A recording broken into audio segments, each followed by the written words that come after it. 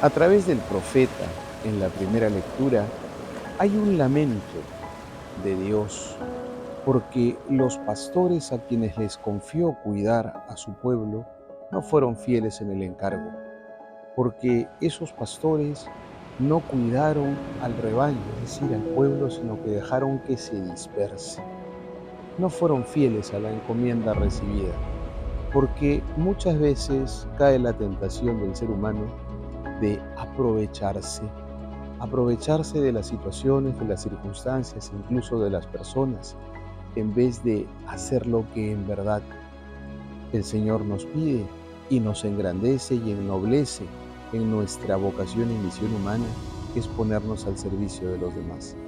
Esos pastores de la época del profeta, esos que debieron cuidar al pueblo, esos jefes del pueblo, se aprovecharon en vez de servirle. Pero el Señor invita a la esperanza, invita a esperar a un pastor que sí cumplirá. El Señor promete que suscitará un pastor que de verdad guiará a ese pueblo. Pablo, hablando de Jesús hoy, dice: Él es nuestra paz. Ese pastor que en verdad nos cuida, que en verdad protege, que en verdad se empeña en favor del pueblo, que no piensa en sí mismo, que no se sirve de los demás, sino que sirve, que entrega verdadera vida, es Jesús. Él es nuestra paz. Él es el buen pastor. Él es el que está movido siempre por el amor capaz de pensar en el otro, de donarse al otro, de mirar el bien del otro. El Evangelio de hoy nos invita a contemplar ese corazón de Jesús. Comienza el episodio diciéndonos que los discípulos se reencontraron con Jesús. Habían sido enviados a la misión y ciertamente la experiencia de lo vivido requería ser compartida con el Señor. Cuánto gozo, cuánta ilusión habría en esos discípulos que predicaron el reino, que curaron enfermos, que obraron al estilo de Jesús. Y querrían sin duda contarle al Señor todo aquello que habían vivido. Era necesario un momento de abrir el corazón ante el Maestro, de expandir el gozo vivido y también, ¿por qué no?, las posibles dificultades encontradas. Quieren estar con el Señor.